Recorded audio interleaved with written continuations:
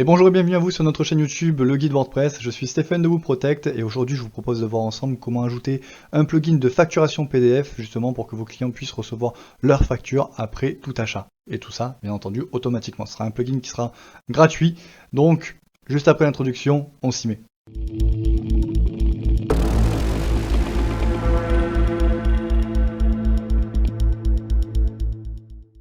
Voilà, donc du coup on se retrouve directement sur notre site de test et en l'occurrence sur une page commande qu'on a effectuée dans une précédente vidéo. Donc justement je vais me permettre de rebondir là-dessus pour voir un petit peu maintenant comment est-ce qu'on peut installer un plugin de facturation et justement que nos clients puissent recevoir leur facture comme il se doit directement par mail.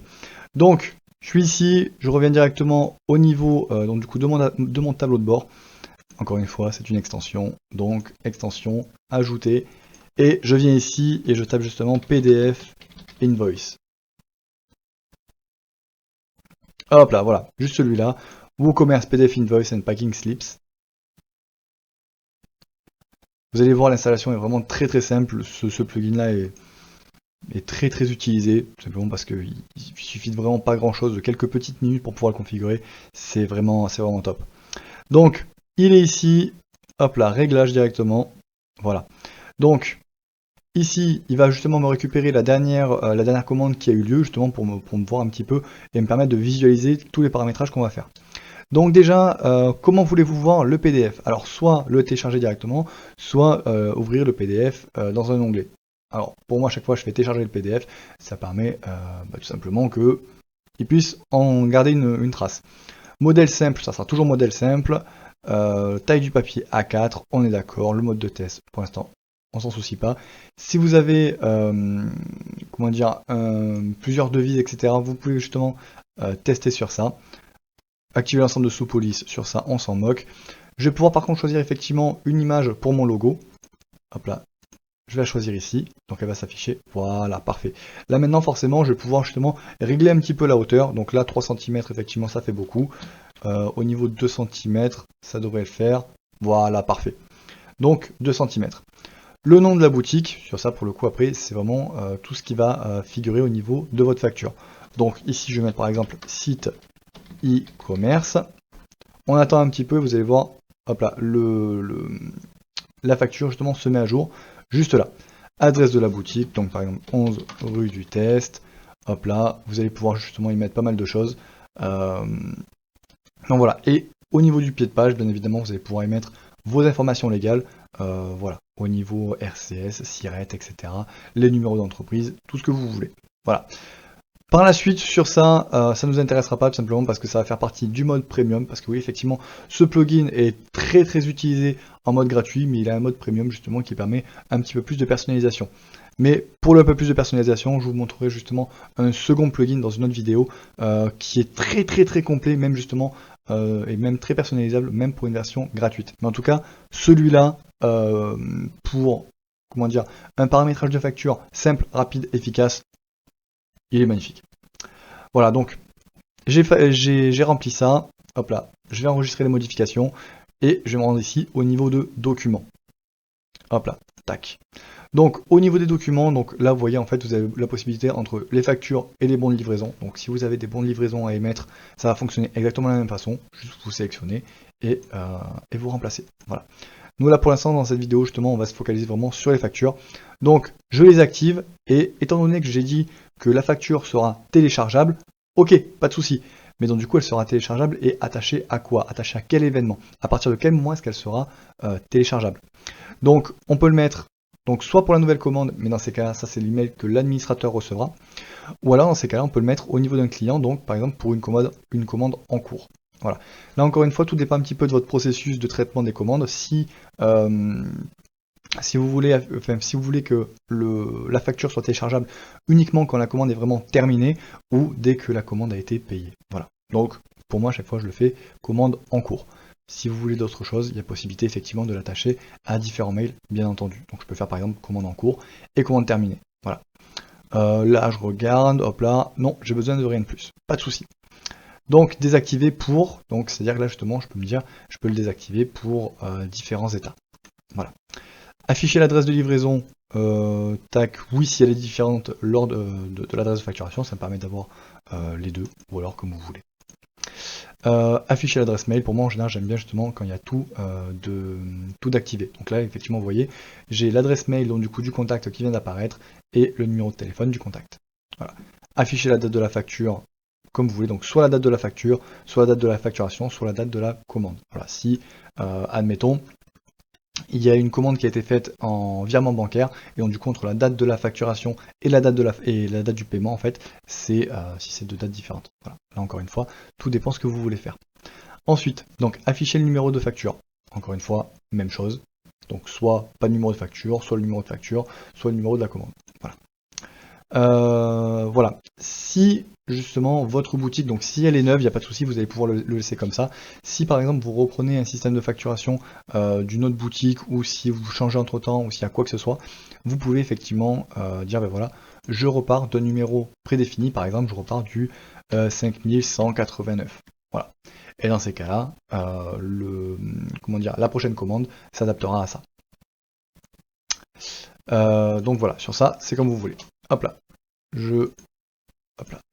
Je vais le laisser comme ça. Au niveau ensuite format de nombre, donc préfixe, suffixe, ça tout simplement c'est au niveau de votre format de facture.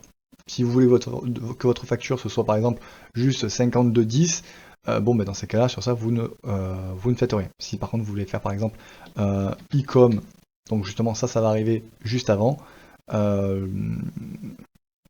Hop là, et ça juste après, donc par exemple fact. Hop là.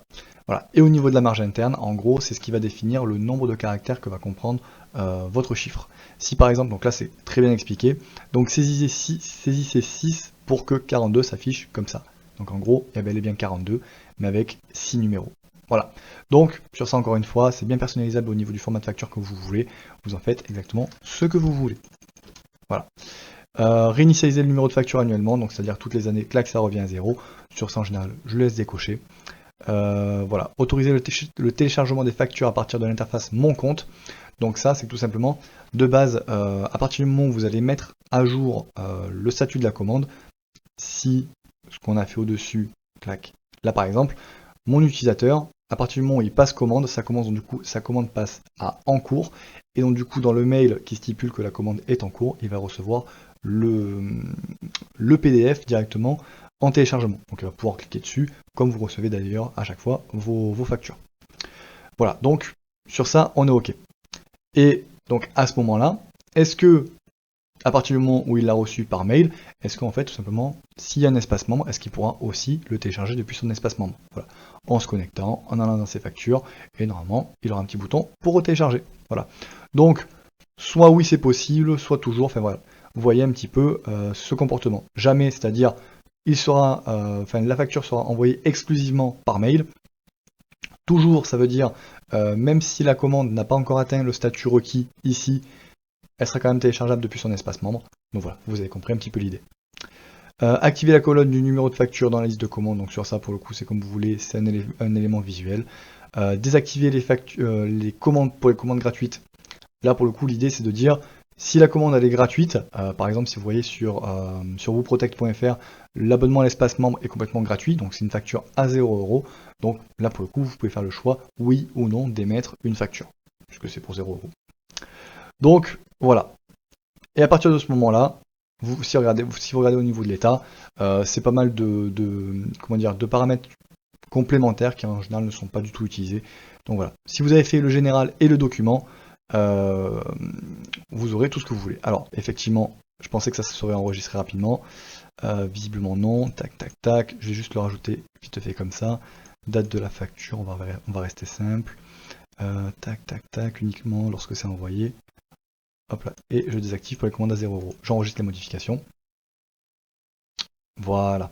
Donc à partir du moment où ça c'est fait, en fait tout simplement quand votre utilisateur maintenant va passer commande, il recevra directement donc cette facture, bien entendu adaptée à sa commande. Donc on le teste ça directement. Je viens au niveau de ma boutique, je prends un t-shirt, j'ajoute au panier. Hop là. Voilà, donc là j'ai toutes mes informations qui sont directement rentrées. On est toujours en mode de test avec Stripe, donc 03 24, tac tac tac, 888. Je commande. Voilà. J'attends un petit peu que la commande se fasse. Voilà. Donc, maintenant justement que la commande est faite, tout simplement, vous allez voir, si on revient au niveau, donc, tac, WooCommerce commande. Voilà. Donc là, j'ai bien et bien la nouvelle commande qui vient de se faire. Voilà. Et ici, en fait, tout simplement, j'ai bel et bien eu mon PDF de facturation. Donc si je clique dessus, donc ça c'est vraiment en tant qu'administrateur, mais l'utilisateur, lui, va recevoir exactement la même chose.